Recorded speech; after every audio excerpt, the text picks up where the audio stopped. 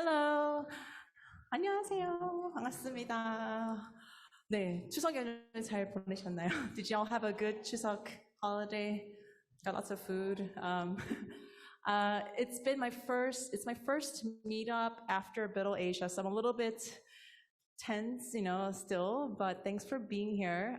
너무 와주셔서 감사드리고요. 지금 크립토 서울 미더보다는 사실은 이 행사는 The Merge 이제 정말 얼마 안 남았잖아요. 지금 카운트다운 들어간 걸로 알고 있는데 그걸 좀 약간 축하하기 위한 또는 이제 교육을 위한 어떻게 행사를 기획하게 됐고 그 이더리움 재단의 이제 후원을 받아서 같이 이제 약간 도시별로 이거를 진행을 하는데 그 중에 서울은 이제 이렇게 행사를 좀 맡게 되었어요. 그래서 같이 하게 됐고 아무튼 I'll spend in English as well. So it's on live stream right now. So we're kind of like, on live on Zoom.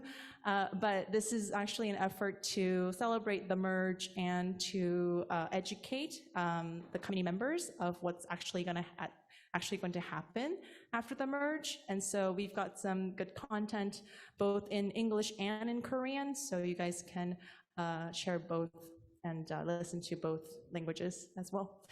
나는 그 처음에 시작하기 전에 사실 좀 깜짝 메시지가 전달이 됐어요. 그래서 지금 열심히 이제 콜 데브로 활동하고 있는 팀 베이커라는 좀 유명한 리서처가 있는데 그분이 이제 행사는 이제 오지는 못했지만은 온라인으로 이제 메시지를 녹화해서 보내줬어요. 그래서 너무 귀엽고 재밌어서 같이 공유해드리려고 꼭 틀겠습니다. So we have a message from Tim Bako, who's a core dev, who's probably like not sleeping at the moment. He's probably working away, but he sent a video message kindly to celebrate the cause and to, say hi to the community here. So let's take a look. Hi everyone, this is Tim Bako from the Ethereum Foundation. I just want to say thank you all for taking the time to come and celebrate the merge. This is a really big event in Ethereum's history, basically the biggest upgrade since launching the Ethereum network itself. I'm extremely excited to finally see this go live on the network. I wish I could be there and celebrate with you, but I've got about 1,000 things to do in the next couple of days, so unfortunately couldn't make it. But yes, thank you so much for taking the time to celebrate this. We really hope that the upgrade goes smoothly and that this is the first in a series of many kind of fundamental upgrades to Ethereum that we see in the coming years. I hope I'll be able to visit you all in person on the next ETH-SOL in 2023. Cheers.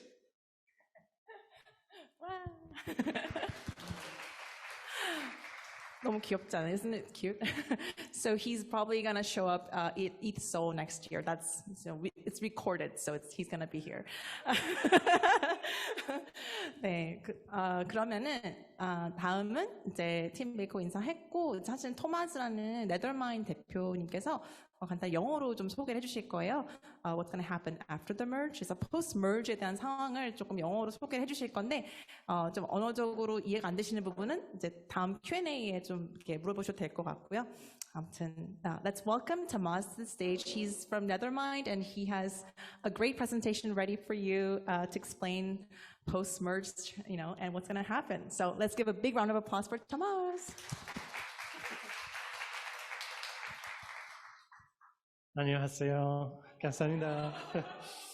Okay, so I had a pleasure to spend the last two months almost since Korean Blockchain Week in Korea, and I love the place, so thank you so much for coming over today. I'll be talking about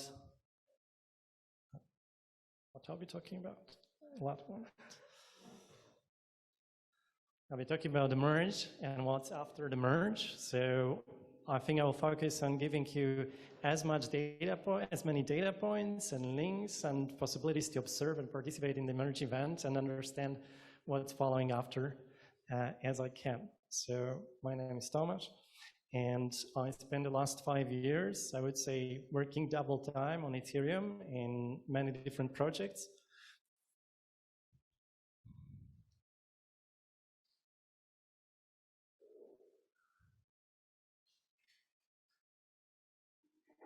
Fixed.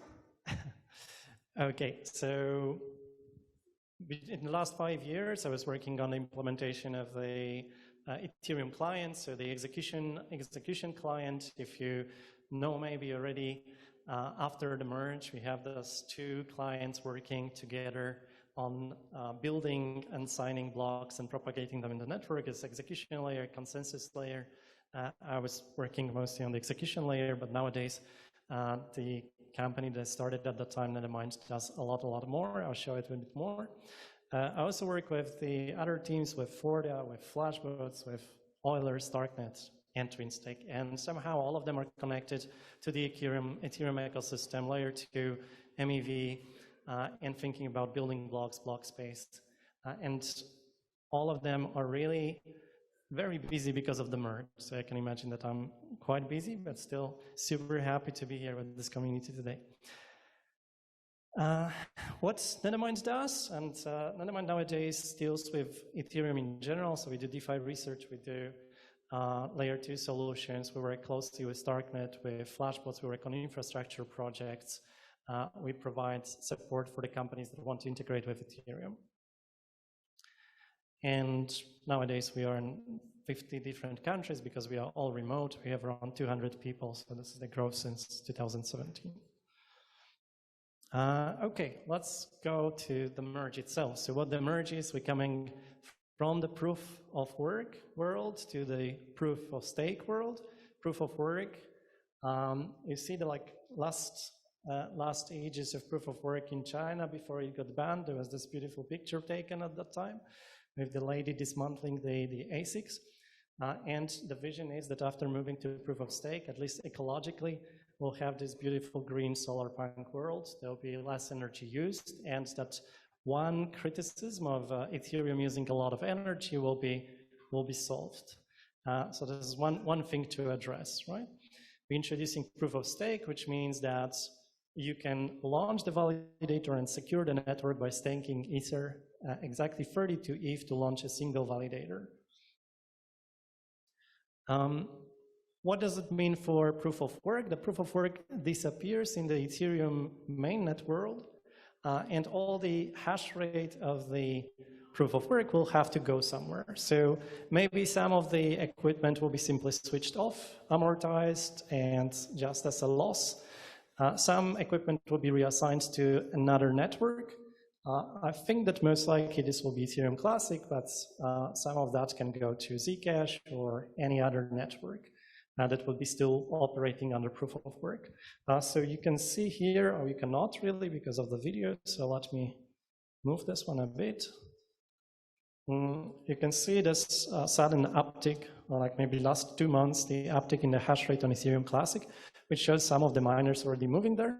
As for the Ethereum mainnet, the hash rate remains relatively stable, so we expect that there are not that many new entrants anymore, and nobody leaves so massively. They're just waiting for moving the equipment after the merge. And I consider that still probably some volatility before the merge can bring a lot of profit to the miners that will stay to the very last moments.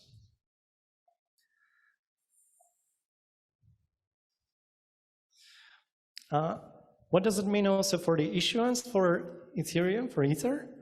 As you see, the number of Ether in circulation since the beginning was gradually growing. At the beginning, it was 5 ETH per block that was rewarded to the miners, then it was free, then it was 2. And then also EIP 1559 was introduced, that is burning ETH, which means that issuance was gradually slowing down. And nowadays, with the much lower rewards for the security, paying much less for the security to validators, and combining that with EIP 1559 burning, we even expect that Ether can become deflationary, or simply the issuance will slow down significantly. You can go to that Ultrasound Money website, and you can track different scenarios, switch off, on, merge. For example, here, by just toggling the button, you see that the issuance drops from 5 million Ether to 0.6 million Ether in a year. This all depends on the base fee costs, but more or less you see the difference. Where you can explore what's happening on the Beacon chain layer, so there is this Beacon chain website, which shows you the growth of the validators, but also during the merge, you'll be able to go there and see if the blocks are being produced, if they are attested, if they are finalized, and you can see the health of the network. And there'll be thousands of people looking at those pages and checking, did everything go smoothly, or is there some network hiccup? So the merge event of a significant complexity, you have 5 execution client teams, 5 consensus layer teams that had to test all the different configurations, so 25 different configurations. On top of that, all the infrastructure teams that had to prepare the infrastructure for the event, test everything. So all of them will be observing, among the others, this website. To know when exactly it happens, everyone is looking at a simple page prepared by the community from Prague, I believe, Bordel. And they have the total terminal difficulty tracking. And this is the number that says, hey, when we hit the total difficulty of all the blocks since Genesis at this number, then the merge switches. It's different than any other previous network upgrade on Ethereum, because previously we had the change at the block number. This time the change happens at the difficulty, so we don't know exactly what block number this change will happen, and that's why we also try to guess when exactly it happens. Most likely it is around 11 a.m., I think, tomorrow here in Korea. What do we track as well? We see the preparation, like how ready everyone who is running the current Ethereum nodes is for the merge. So you can see how many execution clients are prepared. So on the ethernodes.org, you can see the number of nodes that are ready is probably around 1.8 thousand at the moment. For the consensus layer clients, we can track the number as well on other pages. The diversity of clients, which is particularly important for the slashing protection for the security of the network, is quite good among the consensus layer clients. You have leaders with around 40%, 50%, and the other players having significant share as well. With the execution layer clients, it's a bit more grim. Geth has around 70% of the network, and then there is Aragon, Basu, and Nethermind with 5 to 10% each. What else is worth to track? So we care about the security of the network also in the sense of who are the operators of the largest validator sets. So we have solo stakers, so someone who set up the infrastructure at home maybe or on cloud, and they run only one or a few validators of their own money. And we have also large operators that allow others to stake with them, or maybe institutions to stake with them, and they have billions of dollars or hundreds of millions of dollars staked. And you can track it, for example, on Nansen, but also on maybe Dune Analytics. All of those pages are important to understand the economics behind the merge. And the merge appears as an opportunity to introduce in the Ethereum world some concept similar to maybe like the risk-free rate, or at least like some safest bet on in the DeFi, decentralized finance space. People start building the models that refer to the interest rate as the reward payment of the network after the merge. And more traditional finance institutions are looking at these numbers to check, hey, how can we build many of the traditional finance concepts in the decentralized finance world on top of the reward from the Ethereum network? All right, the other place to look at the merge success, and this is exactly at the merge point you want to go. Maybe if you consider it as like technical point, like is it failing? Is all the infrastructure fine? All the core developers will be tracking ForkMon, which is a fork monitor, shows if the set of all the execution clients combinations are tracking the same block number. So if they are all in green, it's fine. If they go red, if they stop producing blocks, if you see too many seconds since the last block, it means that something is going wrong. It means that maybe it will split the chain, or maybe the chain will stop for a moment, which we all expect that it doesn't happen. But this is what we'll be observing. Now, I know that the second presentation will be talking about the MEV in details. I'll cover some of the topics because MEV has been something that I've been researching and working on a lot in the last year. So together with the Flashbots team and other researchers, we're looking at what happens with MEV after the merge. What risks does it bring to the censorship resistance, to the concentration of capital, and the security of the network? So we know that the MEV that leads to the large validators producing better returns than the solo stakers would lead to the slow centralization of the capital, right? So the solo stakers would be pushed out and would start following the large staking pools to get better, superior rewards. We want the solo stakers to keep running, and that's why MEV Boost from Flashbots was built as the implementation of the proposer-builder separation. I'll talk about it in a moment. If you go to the excellent research from Pintail, you can see the additional returns for the validators from just enabling MEV Boost and enabling MEV and using the transaction fees for the fee recipients. So in the past, the miners would collect the transaction fees. Now you have the miners would have the rewards. Now the validators have rewards, but the validators are also collecting transaction fees. And the transaction fees will make it a bit of a lottery for many people. So if you are a solo staker, maybe you'll be selected in a year 3 to 5 times to produce a block. And the blocks can bring money between like 0.1 ETH and 100 ETH. So it might be that you'll end up with quite a big win. Statistically, if you are a large validator, those numbers should simply get together to some average numbers, and those numbers are tracked in this fantastic report. So I mentioned the proposer-builder separation, and this is the concept of saying, hey, how do we ensure that those who run validators can focus on the infrastructure security and don't have to have additional ability and understanding of how to build the most valuable blocks. Building most valuable blocks requires fantastic understanding of the mempool, ability to understand the DeFi protocols, the liquidation opportunities, the imbalances between decentralized exchanges, arbitrage opportunities, potentially even cross-domain MEV, so looking at multiple chains together. And this is a lot.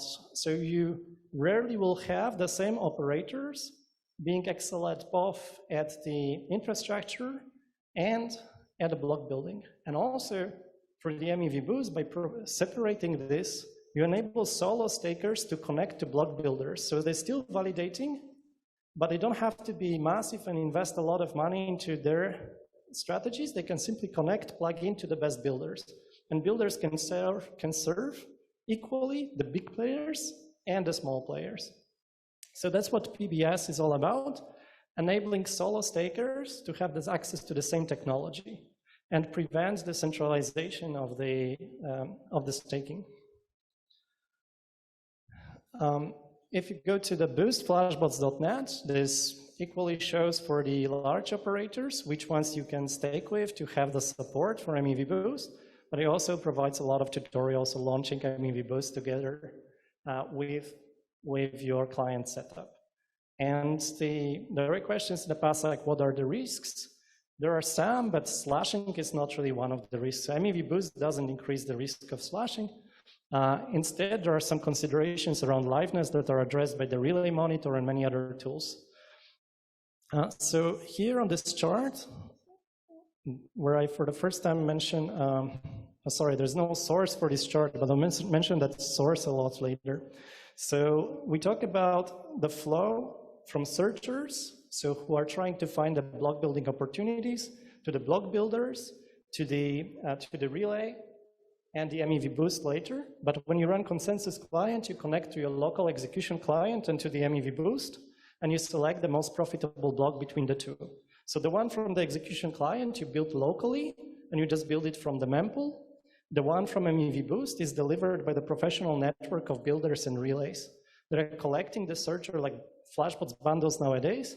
They're collected from searchers to builders and relayed to the Consensus client. I'll ask about the time. Can someone shout like how many more minutes I have? Sorry, 5 more? 10 more, fantastic. So it's going well.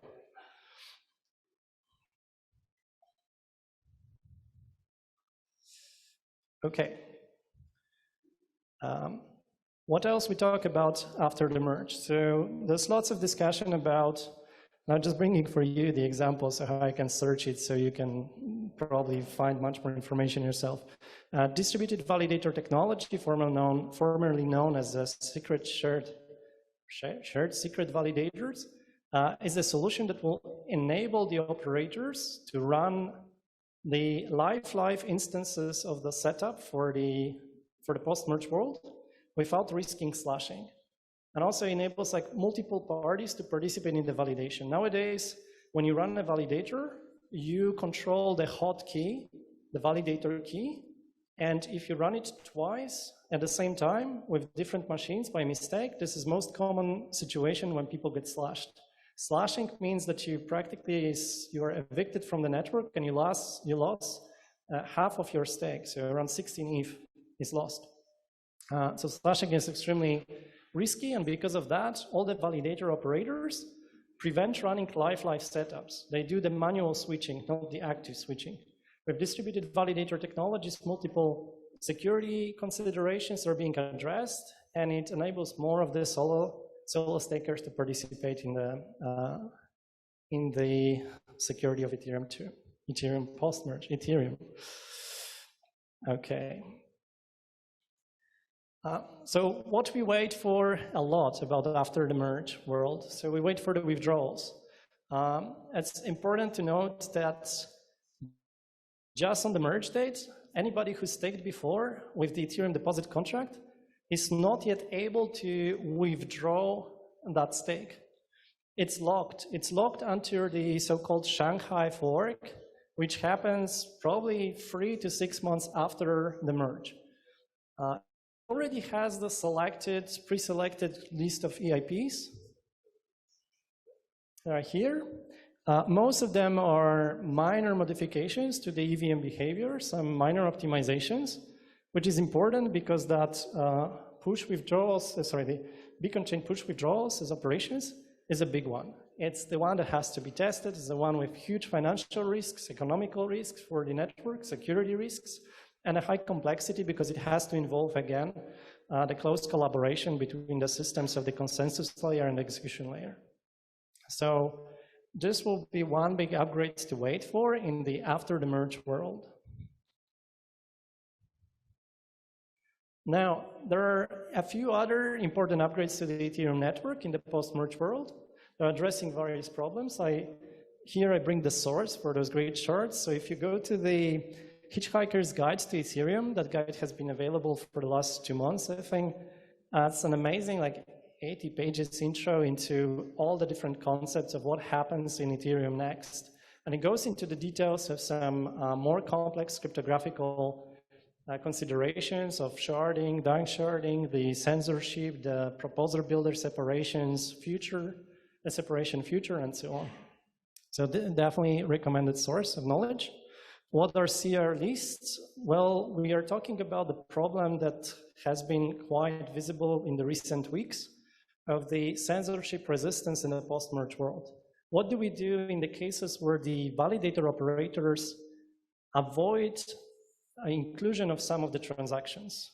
So what if we have 80 or 90% of the network saying we don't include any transactions that are targeting particular smart contracts, or any transactions of a specific type, or any transactions sourced from group of addresses, right?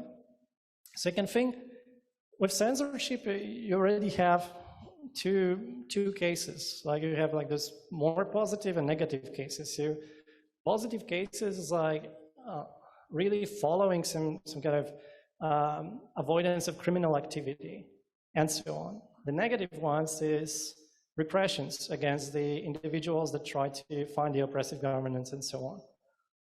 What are the positive? Avoiding the frauds, avoiding the movement of assets from the theft, and so on and so on. But still, the base layer of Ethereum should not make those decisions. They should be done probably in other layers. And with the respective institutions, want to make sure that the base layer of Ethereum is just transparent and doesn't participate in deciding what should be censored or not. This is not the role of Ethereum network. It should only connect different addresses and allow people to transact freely. So the censorship resistance list is one of the solutions proposed as the list of transactions you proposed first, and the validator has to include them, cannot avoid inclusion of those transactions. So there's a separation of who selects the transactions to be included and who actually proposes the block with the list. The danksharding, so this is the solution towards the scalability in support for the world with multiple rollups, using the Ethereum 1 layer as the data space for commitment of the data that is needed for rollups. So this is currently followed vision of scaling Ethereum, multiple layer 2s with the data committed to layer 1, and the danksharding, so sharding of data availability through this solution. And again, this is a read for probably 1-2 hours to understand the basics. It's pretty complex, but definitely a huge delivery after the merge. Probably 6 to 12 months after the merge. Single slot finality. So we're talking about a situation when nowadays, so what is finality? Finality is when you produce a block, does the network say, hey, this block will never get reverted? Or is this the block that is final? You can already take strong decisions based on that block. So currently in Ethereum, there is no finality in the proof of work. You say that, well, theoretically, that time can go backwards all the way to Genesis and the new chain can be rebuilt if the more proof of work hash rate is delivered. In practice, this finality is considered like maybe 6 or 60 blocks of transactions are enough for people to make pretty strong decisions, financial decisions about what they can do based on the information from the blocks. Again, after the merge, the finality is not achieved. There are some levels of finality based on what is likely or not likely. And the target is to achieve single slot finality, something like what exists in some other networks, like what we see in the Cosmos nowadays. So to achieve that, you would have to have all the validators together attesting to a block that they see. And to achieve that, we need to have like some massive improvements in the performance of the signature schemes like BLS and the network latencies. Okay, so this is all from me. And the contact details, if we have any time for questions, I'll be happy to answer 1 or 2.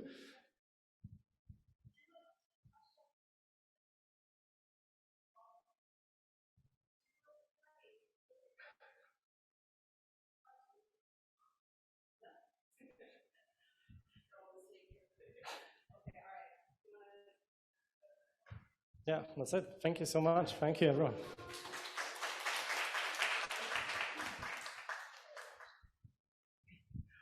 질문 편하게 주셔도 되는데 you can ask some questions after maybe we're networking time, and you can ask some questions directly as well.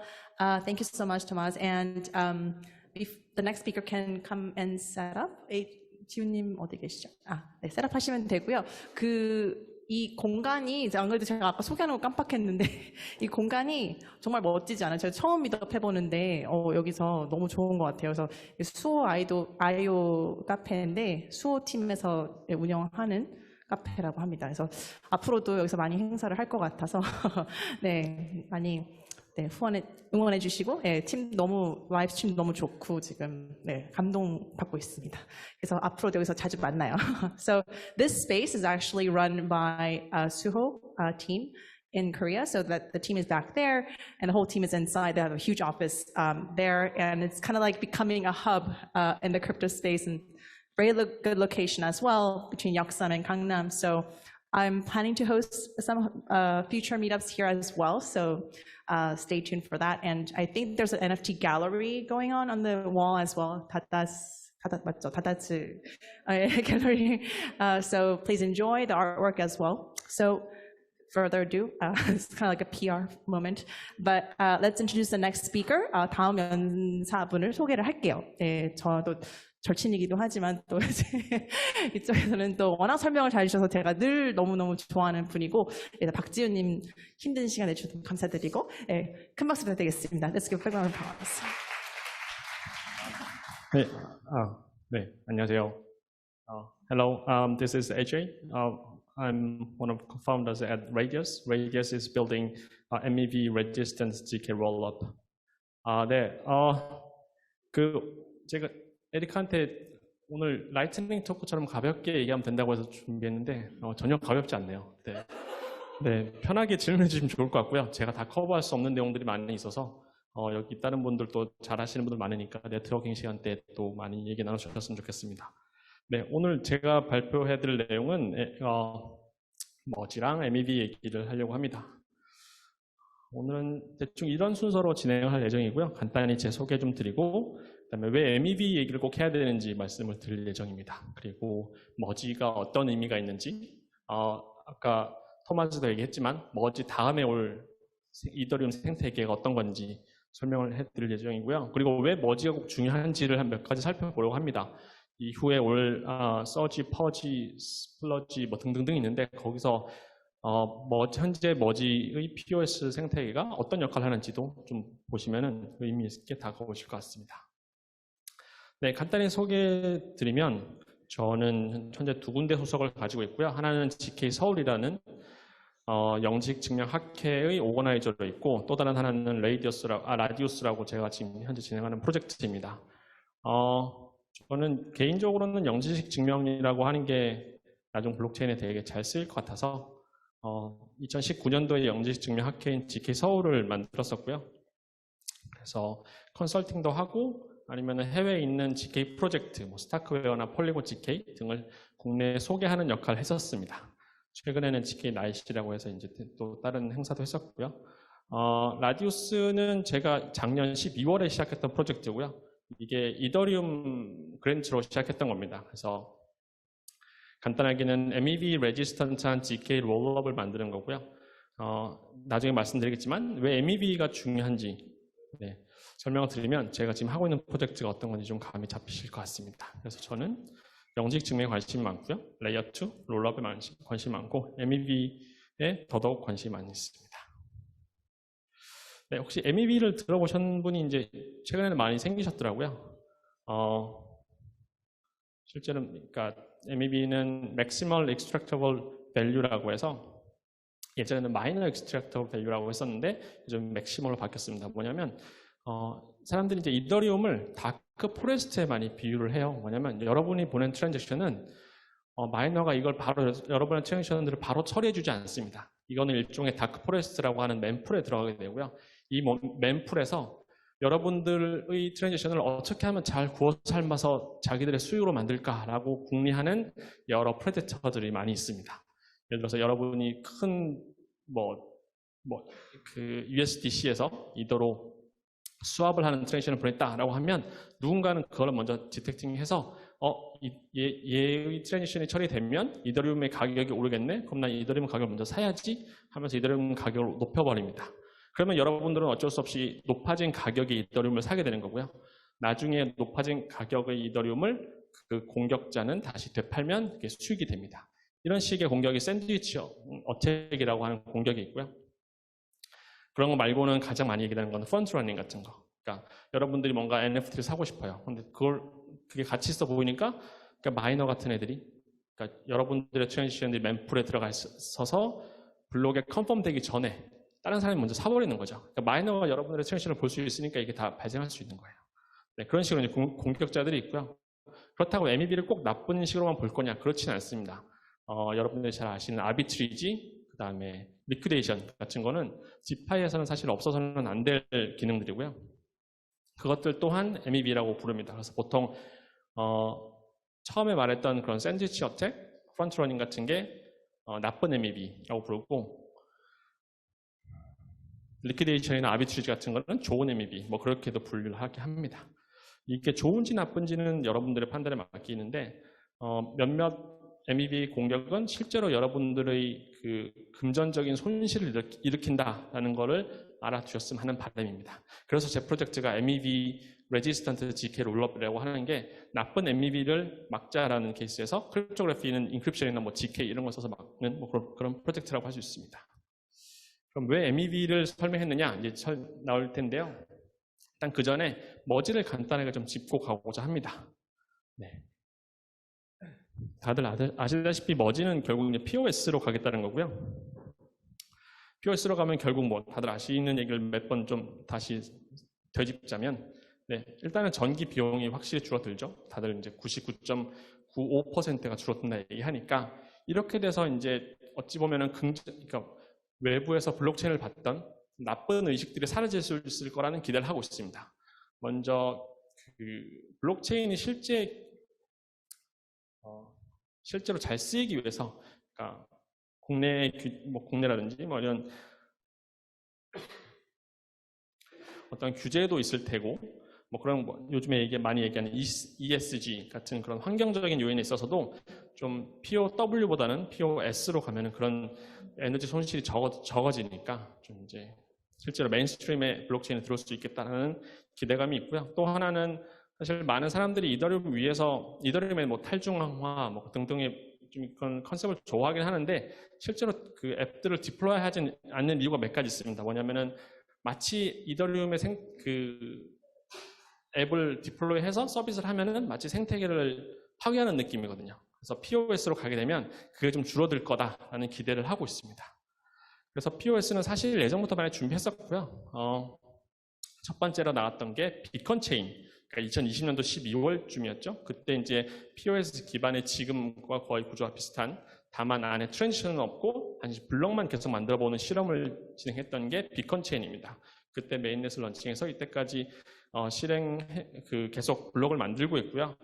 그렇게 사실 1년 반 정도 진행했던 이유는 POS 특징이기도 한데요. 일단은 첫 번째로 많은 수의 밸리데이터가 필요합니다. POW는 사실은 되게 마이너들이 중앙화되어 있잖아요. 중앙화되어 있고 걔네의 해시 파워를 통해서 블록들이 만들어지는 거가 있었는데, 그러니까 POS는 그게 아니죠. 그러니까 밸리데이터가 많아야 그 체인이 안정적으로 돌아가게 되니까. 또한 POS니까 그만큼의 그 네트워크가 안정화되기 위해서 충분한 자금이 모일 때까지 기다린 겁니다. 그래서 1년 반이라는 시간이 소요됐던 거고요. 그 다음에 또 중요한 게 저희가 이제 머지라고 하잖아요. 머지가 이더리움 뭐 여기 맨날 팬더 그림 밑에 나오는데 이더리움 1과 이더리움 2를 합쳤다는 얘기는 뭐냐면 이더리움 1 같은 경우는 현재 돌고 있는 이더리움 POW 생태계에서 거기서 이제 합의는 떼고요. 익스큐션 레이어, 그러니까 EVM만 떼오고 이더리움 2라고 불렸던 비컨 체인, 그러니까 POS 합의 알고리즘이 돌아가는 거죠. 거기에서 합의 영역만 떼오게 됩니다. 이 두 개를 합치는 거거든요. 그렇게 되면 이제 이더리움이 되는 건데 이게 왜 중요하냐고 하면 첫 번째로는 네트워크가 멈추지 않는 상태에서 이 머지를 하고 싶어 했었어요. 그래서 뭐 테스트넷부터 시작해서 여러 단계의 계속 그 과정을 거치면서 안정적이다라는 거 검증하는 게 필요했었고요. 그래서 머지라고 불렀었고 비컨 체인이랑 현재의 이더리움이 합쳐서 다시 이더리움으로 된다는 얘기입니다. 여기서 좀 재밌게 봐야 될 게 그렇게 익스큐션 레이어와 컨센서스 레이어를 나눠가지고 합침으로써 약간의 그 시큐리티가 또 좀 더 보강되는 측면이 있습니다. 이게 클라이언트 다이버시티라고 하는 건데 뭐냐면 여러분들이 많이 아는 뭐 이더리움 클라이언트는 게스가 있죠. 게스 말고도 사실 많이 있거든요. 여기 계시는 뭐 네더만도 있고요. 그 다음에 뭐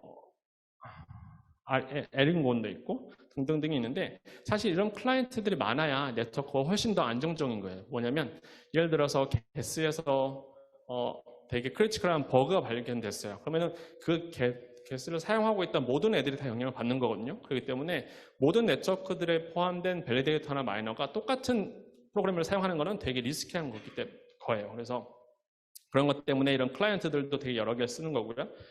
컨센서스도 마찬가지고 익스큐션도 마찬가지고 컨센서스도 여러 가지 있습니다. 프리즘도 있고 등등 있어서 그런 식으로 조합을 하면 훨씬 더 많은 그 클라이언트의 다이버시티를 확보할 수 있기 때문에 그런 것도 좀 시큐리티적으로 또 안정적으로 된다는 얘기도 있습니다. 마지막으로는 디플레이셔너리 네트워크로 바뀐다는 건데요. 뭐냐면 보상이 확 줄어들게 됩니다. POW 같은 경우는 사실은 이게 누가 POS가 좋냐, POW가 좋냐라고 얘기만 하는데 POW는 어찌보면 자기 마이너가 사용한 에너지만큼의 보상을 받는 거라서 제일 다소 깔끔하다고 볼 수 있겠죠. 쓴 만큼 받는 거니까. 근데 POS 같은 경우는 사실 그 밸리데이터로 참여하기 위해서 써야 되는 그런 뭐 하드웨어나 뭐 에너지나 그런 것들이 되게 많이 줄어들게 됩니다. 그렇기 때문에 굳이 큰 보상을 할 필요가 없게 되는 거죠. 네. 그래서 보상이 상당히 많이 제가 알기로는 뭐 60, 70%로 다 깎이는 걸로 알고 있고 다만 이렇게 되면 문제가 생기는데 뭐냐면요. 밸리데이터에서 사실은 블록체인이라고 하는 건 전부 다 블록체인의 가장 뭐랄까요? 획기적인 네트워크 시큐리티 확보하는 방법이 사실 경제학적이었잖아요. 근데 이렇게 보상이 적게 되면은 밸리데이터들이 참여할 요인이 되게 적어집니다. 네. 그렇기 때문에 이 밸리데이터한테 추가적인 뭔가 보상 체계가 마련돼야 더 많은 수의 밸리데이터를 확보할 수 있고 더 많은 수의 밸리데이터를 확보돼야 POS 기반의 네트워크가 안정적이 되는 거예요. 그렇기 때문에 얘네들이 생각해내는 게 MEV입니다. 여러분들의 돈을 뺏어서 이렇게 주는. 네, 농담이고요.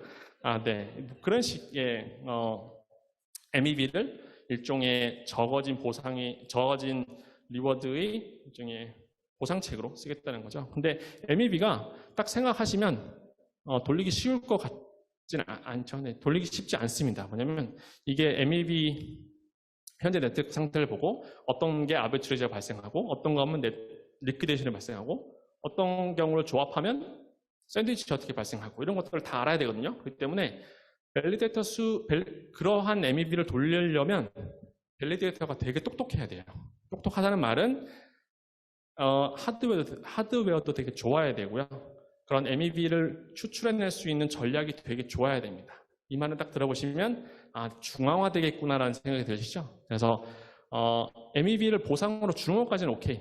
다만 이게 중앙화되기 시작하니까 되게 싫어합니다. 특히 이더리움은 중앙화되기 싫어해서 그런 게 있고요. 또한 여러분들이 이제 레이어 2 뭐 그런 거 얘기 많이 하시는데 레이어 2 영역으로 올라가게 되면 또 문제가 크로스 도메인에서 MEV가 또 발생하게 됩니다. 이게 뭐냐면 여러 레이어 2들이 있고 그 위에 돌아가는 뎁들이 있을 거고 그 가운데서 MEV가 발생하게 되는데 MEV가 그만큼 많은 수익을 발생한다면 결국 각각의 네트워크에 돌아가는 각각의 네트워크를 운영하는 밸리데이터들이 어쩌면 다 하나로 뭉쳐질 수 있게 되겠죠. MEV를 더 잘 추출하기 위해서. 왜냐하면 A체인에서 MEV를 추출하고 B체인에서 거기에 맞는 똑같은 MEV를 동시에 만들어내야 되는 게 필요하기 때문에 어찌 보면 그런 리소스라든지 그런 전략을 확실하게 할 수 있는 중앙화된 되게 파워풀한 애가 모든 MEV를 차지할 수 있다. 그렇게 되면 사실 밸리데이터로 참여할 요인이 매우 적어지는 거죠. 그래서 얘네들이 생각해낸 게 아까 토마스도 얘기했지만 PBS 시스템입니다. 이게 뭐냐면 프로포저, 빌더를 나눈 거예요. 빌더는 블록을 만들어내고요. 블록 안에 어떤 트랜지션들이 들어갈지. 프로포저는 만들어진 블록을 그냥 이더리움 네트워크에 서밋하는 역할입니다. 이 두 개를 나눠놓은 이유가 있어요. 뭐냐면 빌더가 모든 MEV 추출이나 MEV 추출을 대부분 하게 됩니다. 그 말은 빌더는 센트럴라이제이션이 돼도 되게 용인하는 거예요. 그건 어쩔 수 없다라는 게 여기 컨셉이고요. 그렇게 되면 이제 프로포저, 즉 빌더가 만들어진 블럭을 받아서 프로포저 하는 애들은 그만큼 엄청난 그런 컴퓨팅 리소스가 필요하지는 않겠죠. 그렇기 때문에 빌더는 실제로 그 MEV를 추출할 수 있는 애들이 다 가져가는 거고, 그리고 프로포저는 그냥 단순히 아까 말씀드렸던 밸리데이터들, 큰 리소스를 가지고 있지 않은 애들이 그 빌더에서 블록을 받아서 서밋하는 역할을 하게 됩니다. 이렇게 되면 뭐냐면 굳이 밸리데이터가 큰 리소스가 없이도 빌더가 만들어준 MEV가 포함된 블록을 받아서 수행하면 그게 수익이 발생하거든요. 다만 빌더한테는 그만큼의 돈을 줘야겠죠.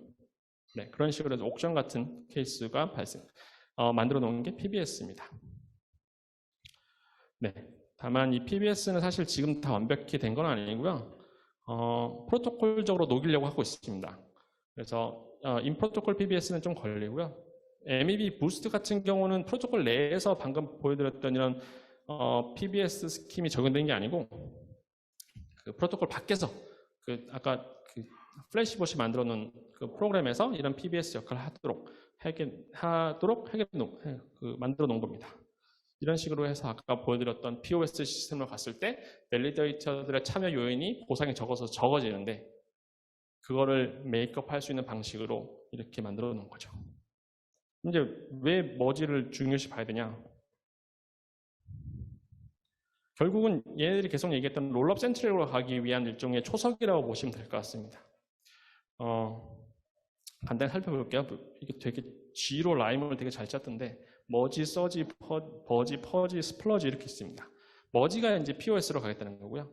서지가 사실은 스케일러빌리티를 해결하겠다고 하는 겁니다. 샤딩과 롤러블 이용해서 이건 다음에 뒤에 말씀드릴게요. 뭐 버지는 스테이트리스라고 하는 걸로 가는데 아마 오늘은 시간이 없어서 넘어가게 될 것 같고, 퍼지 같은 경우는 블록체인이 항상 문제가 됐던 블록을 계속 보유해야 되는 그런 것들을 굳이 그러지 않아도 데이터들을 삭제해도 블록체인이 유지될 수 있게 뭐 그런 식으로 하는 거고요. 스플러지가 되면은 사실 이더리움이 완성된다라고 얘네들이 얘기하고 있습니다. 그러면 이렇게 방금 보셨듯이 머지가 롤업 센트럴로 가기 위한 일종의 초석이라고 말씀드렸는데, 왜냐하면은 이더리움에서 생각했던 스케일링 솔루션이 원래는 처음에는 롤업이 아니었어요. 처음에는 샤딩이었고요. 샤딩을 생각해서 처음에는 이렇게 로드맵을 짰었죠. 근데 샤딩이 뭐 쉽게 설명드리면은 이더리움 네트워크를 여러 개로 쪼개서 각각의 발생되는 트랜지션들을 따로따로 검증해서 합치자 뭐 그런 거였어요. 트랜지션이 발생하면 그 샤드 안에서 발생된 건 거기서 실행시키고 그 다음에 데이터까지 모아서 이렇게 모으는 그런 전략이었는데, 사실 두 개 동시에 시작했지만 롤업이 생각보다 샤딩보다 훨씬 더 뛰어난 성능을 보여줬거든요. 그래서 샤딩에서는 또한 크로스 샤딩 할 때의 여러 가지 문제점이 발생했던 거고, 그래서 얘네들이 전략을 바꿨습니다. 그래서 롤업으로 가기로 했고요. 롤업을 가는데 왜 그러니까 왜 머지랑 상관이 있느냐라고 말씀드리면, 네, 롤업은 간단한 설명드리면 레이어 2, 그다음에 오프체인에서 발생하는 트랜지션들을 이렇게 롤업 하나의 배치로 만들어주는 거예요. 하나의 롤업 해가지고 하나의 뭐 예를 들어 1000개, 2000개 트랜지션을 하나의 트랜지션을 만들어서 이 해당 트랜지션만 이더리움에 올리게 됩니다.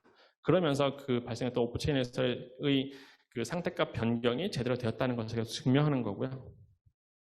여기서 고려해 보셔야 될 거는 방금 오프체인에서 발생한 트랜지션들, 이거를 그리고 상태 변경, 이 상태 변경이 제대로 되는지 어떻게 검증하느냐에 따라서 뭐 GK 롤업, 옵티미스틱 롤업 나누거든요.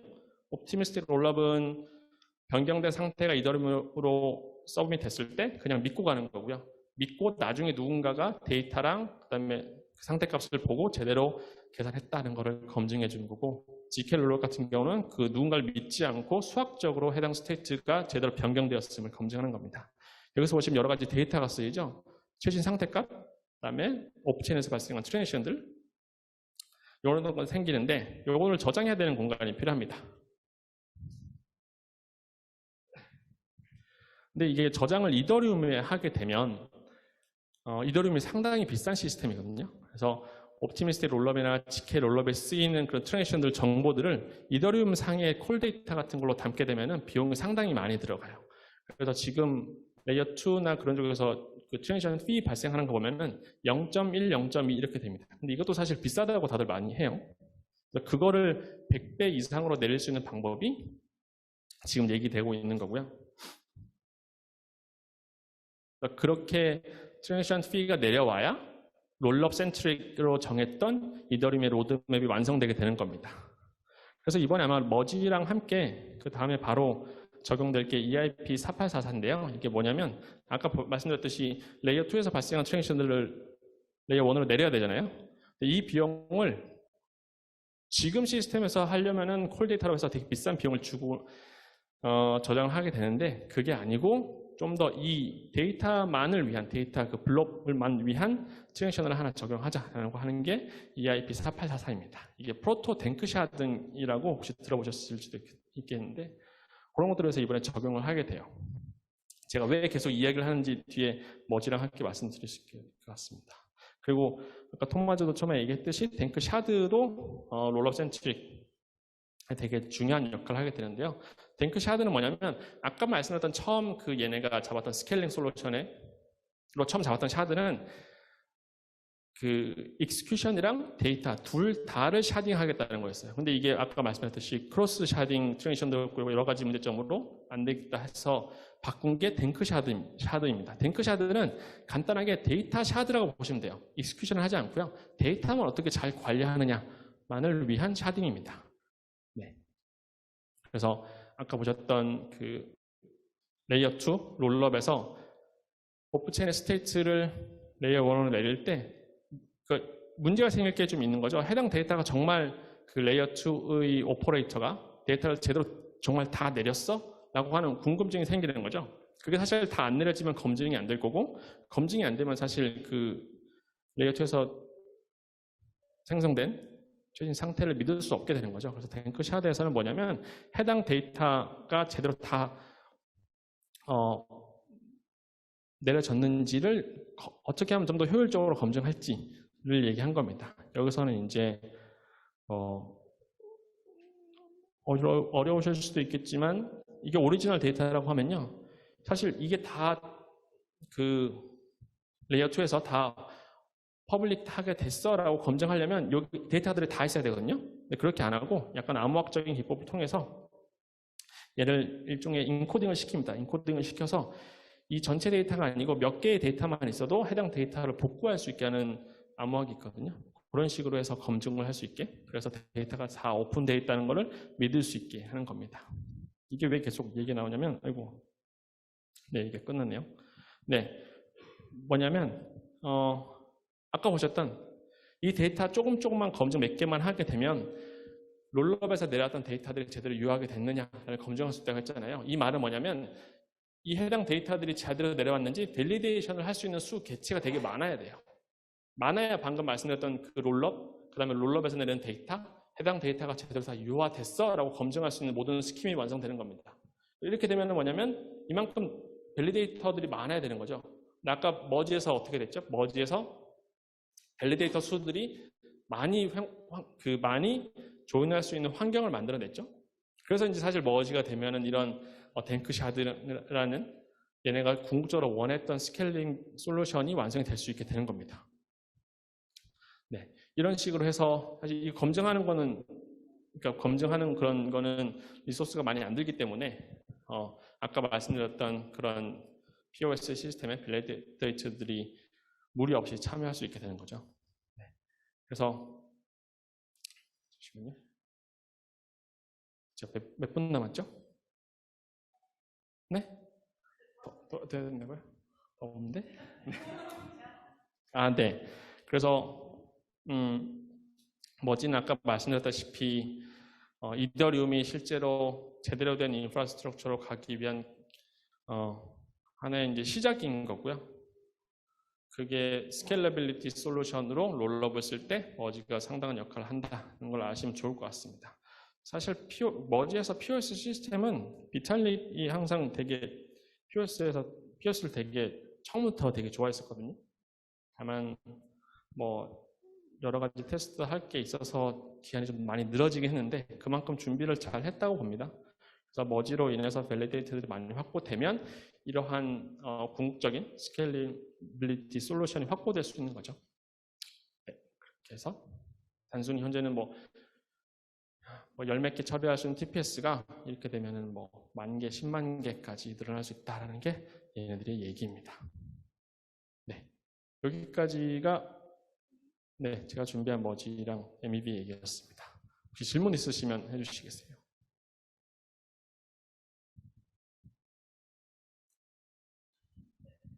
네, 아무거나 질문.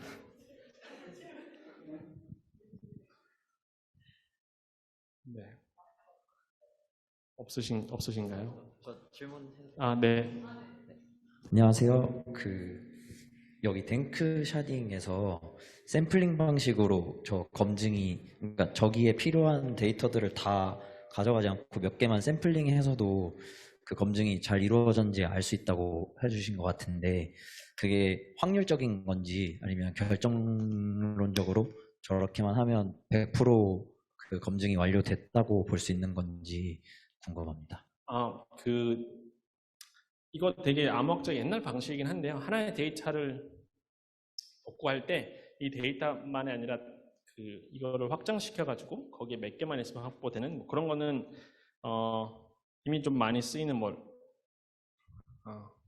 이름을 까먹었네요. 네, 그 코딩 방식이 있습니다. 그래서 그 복구는 확정적인 거고요. 그래서 개수가 있으면 확정적인 건데, 다만 그렇다고 해서 밸리데이터 그 리소스가 없는 밸리데이터는 모든 걸 다 확보할 필요는 없고요. 확률적으로 예를 들어서 50개를 허리했는데 데이터가 다 있어. 그러면은 되게 적은 확률로 해당 데이터가 오픈되지 않았다는 걸 알 수 있어서 네, 그런 게 있습니다. 그래서, 네. 그러면 그게 100%는 아니지만 상당히 높은 확률이라서 믿고 갈 만하다. 네네, 믿어서 이제 보팅을 하게 되면은 해당 데이터는 이제 복구할 수 있다라고 믿게 되는 거고, 그렇게 해서 보팅된 데이터는 실제로 그 비건 체인, 거기 이더리움 체인에 붙게 되는 거죠. 그러면 만약에 샘플링으로 진짜 만에 하나 되게 작은 확률로 다른 데이터가 내려갔다면 그게 나중에 복원이 되거나 아니면 잘못되었다는 걸 알아낼 방법도 있나요? 아니면 그냥 그건 믿고 가는 건가요? 잘못된 확률은 일단은 그 실행을 해봐야 알겠죠. 복원을 해봐야 되고, 다만 복원하는 역할이 밸리데이터가 그 복원을 할 필요는 없고요. 아까 얘기했던 빌더들, 되게 파워풀한 애들이 그 확률을 믿고 그 보팅된 블록을 받아서 실제로 복구하는 역할까지 다 하게 됩니다. 그래서 만약에 안 되면은 뭐 슬래싱이 일어나요. 네, 그렇게 한다든지 그런 방식으로 알고 있습니다. 뱅크샤드는 되게 아직까지는 초기 단계고요. 이거 올라면 한 뭐 꽤 걸릴 예정입니다. 네, 그래서 아직까지 이래. 감사합니다. 네. 혹시 또 질문 있으신가요?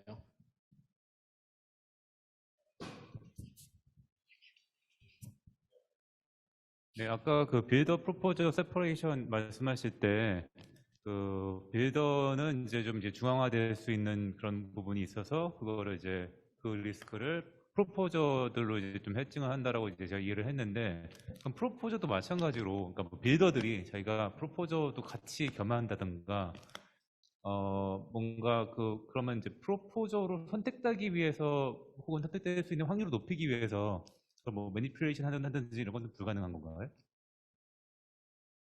다시 한 번만 설명해 주시겠어요?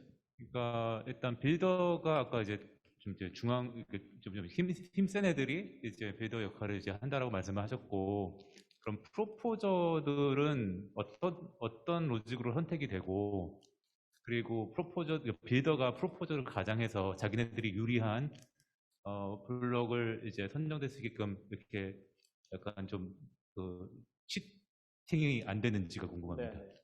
아마 그러니까 프로포저로 선택되는 거는 여기 보시면 그 POS 시스템에서 선택되는 거랑 똑같습니다. 로직 자체가. 그러니까 랜다오라고 하는 블록체인 상에서 랜덤 값을 만들어내는 걸 기반으로 해서 커미티랑 프로포저가 만들어지는 거고요. 그다음에 내가 언제 그 프로포저가 될지는 알 수는 없습니다. 네. 뭐 이런 방식은 네, POS에서 이미 잘 쓰이고 있는 방식이라. 그래서 사실 프로포저 빌더 같이 돌릴 수 있곤 한데, 그렇다고 해서 그러니까 PBS가 원하는 건 뭐냐면, 아까 보셨듯이 이렇게 프로포저 선택됐을 때 내가 충분한 리소스가 없는데 MEV를 뽑아내지 못하면 나는 수익이 없어지는 거거든요. 그만큼 보상이 없어지는 거거든요.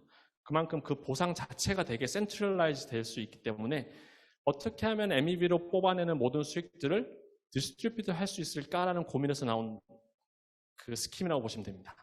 그래서 그러면 이제 MEV를 뽑아내는 것들은 쟤네 그 빌더들이 해주는 거고, 해주는 거를 올려놓으면 프로포저로 선택된 애가 제일 높은 비딩을 한 빌더의 블록을 채택하게 되는 거죠. 그러면은 그 빌더 애들이 만들어놓은 MEV 수익을 자기도 일부 가져갈 수 있으니까 이게 어느 정도 좀 페어하다라고 얘기를 하고 있습니다.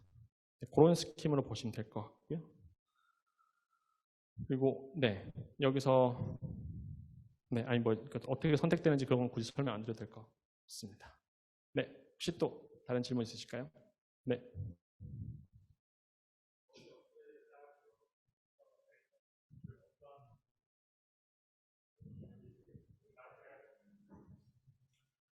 안 들리시죠? 죄송합니다. 제가 귀가 안 좋아서 잘 안 들렸습니다. 네, 이더리움 머지 업그레이드에 따라서 L2 프로젝트들은 어떤 업그레이드를 같이 덩달아서 해야 되나요? L2요? 네네. 딱히 없는데요. EIP 4844가 적용되면 그 레이어 2에서 레이어 1으로 블록을 내릴 때 그 EIP 4844 이용하면 더 싸게 되는 거고요. 그거 말고는 사실 레이어 2에 적용되는 건 없습니다. 제가 알기로. 아까 전에 그 토마즈님께서 말씀하셨는데 덩달아서 뭔가 되게 발빠르게 같이 싱크 맞추고 있다라고 하셔서 혹시 뭐 특별히 할 게 있나 아, 궁금해서요. 네. 특별히 할 것 제가 잘 모를 수도 있고요. 없나요? 토마즈한테 물어보셔야 될 것 같은데. 아, 네, 그래서. 알겠습니다. 누가 번역? 에리카님 번역? 에이전님께서 하셔도 되죠. He has a question for you, Tomas. Yeah, what was the question? After merge, layer 2 needs to do something to be like compatible with merge or No changes. No changes to layer 2 at all. No, after the merge, because execution layer stays unchanged. 오케이. 네, 제가 다행히 안 틀렸네요. 네, 그렇다고 합니다. Thank you. 혹시 또 다른 질문 있으실까요? 네. 이거는 제가 잘 몰라서 좀 드리는 질문인데요. 그러니까 MEV 부스트랑 이제 PBS 좀 관계에 대해서 여쭤보고 싶은데요. 아까 좀 설명을 듣기로는 약간 아직 PBS가 좀 적용이 안 됐고 MEV 부스트가 이제 프로토콜 밖에서 이제 PBS 역할을 한다. 그러니까 저는 아까 그렇게 들었는데 좀 그러니까 MEV 부스트가 좀 어떻게 PBS 역할을 하는지에 대해서 조금 부연 설명을 듣고 싶습니다. 네.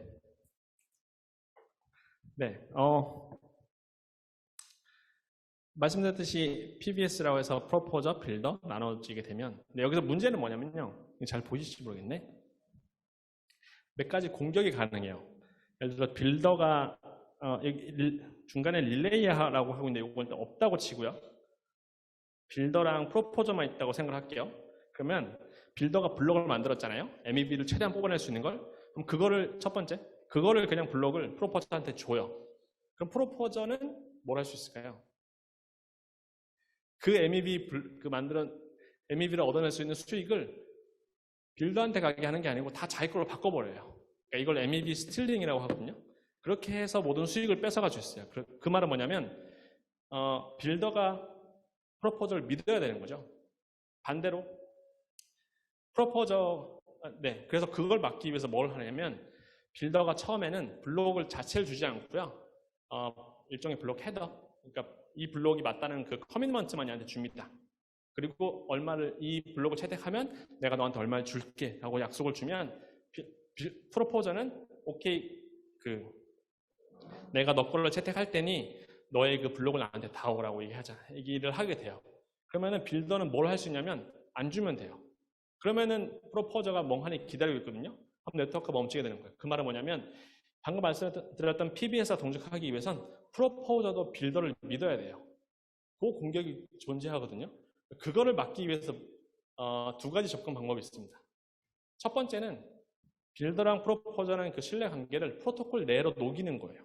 이게 그 비탈리 얘기했던 투 슬롯, PBS 등등이 있어요. 그런 걸로 해서 프로토콜 내에 녹여서 둘이 트러스트할 필요가 없게 만드는 게 하나가 있고요. 그게 아니고 이번에 그건 좀 오래 걸리니까 테스트도 좀 많이 해야 되고 오래 걸리니 MEV 부스트 같은 경우는 뭘 했냐면 중간에 릴레이라고 하는 애를 하나 둬서 그 트러스트 이슈를 다 흡수하게 만들었어요. 네. 그래서 사실 좀 어폐가 있긴 한데 빌더는 릴레이를 믿으면 되고요. 그 프로포저는 또 릴레이를 믿으면 됩니다. 그럼 릴레이라는 애가 중간에서 이 모든 트랜지션들을 다 관리를 해주는 거예요. 제대로 데이터 주고 받고 하는 것들을. 네, 그렇게 해서 풀어낸 게 MEV 부스트입니다. 즉, MEV 부스트에서 PBS에서 발생할 수 있는 트러스트 어썸션을 프로토콜 밖에서 풀었냐, 프로토콜 안에서 풀었냐의 차이점이에요. 안에서 풀기 너무 어려우니까 일단은 MEV 부스트로 가자. 왜? 지금 POS 시스템에서 MEV의 수익이 너무 중요하게 됐으니 일단은 저렇게 가는 거고요. 그래서 플래시봇이 만들어낸 게 소프트웨어고 PBS는 이제 나중에 적용될 예정입니다. 그 차이점이 있습니다. 트러스트 어썸션 때문에 발생하는 문제다. 네. 네. 제가 크게 말씀드릴게요. 릴레이어가 프로토콜이나 여기에 해가 되지 않게 동작한다는 그 신뢰 보증은 어떻게 작동을 할까요? 그 부분도 중요할 것 같은데. MEB 부스트에서요? 네네. 믿습니다, 그냥. 제가 제 기억에 얼핏 이게 플라즈마하고 되게 비슷한 구조라는 생각이 드는데. 플라즈마는요? 예. 플라즈마에서도 거기서도 저희 네네네. 그럼 신뢰성 문제가 있었던 걸로 제가 알고 네네네. 있는데. 예, 비슷한 문제가 있죠. 있는 거 네네네. 아닙니까? 있습니다. 네. 예. 네. 다만 여기서는 그래서 아까 제가 약간 어필했다고 말씀드린 게 믿어야 됩니다. 네. 믿는 일단 수밖에 믿어야 없어요. 되는 것으로 문제를 푸는. 네네네. 그래서 근데 사실은 그래서 릴레이를 없애자고 하는 애들이 몇 개 프로젝트가 제한된 게 있긴 한데요. 저희 프로젝트를 포함해서 있긴 한데 그거 사실 플래시봇이 그렇게 프라이어티를 높게 가져오지는 않아요. 네, 그렇습니다. 그래서 이거는 플래시봇이 있으니까 레이어 트러스트 어썸션에 대해서 이게 좀 좋을 것 같은데 여튼 네, 단순 믿어야 됩니다. 네, 혹시 또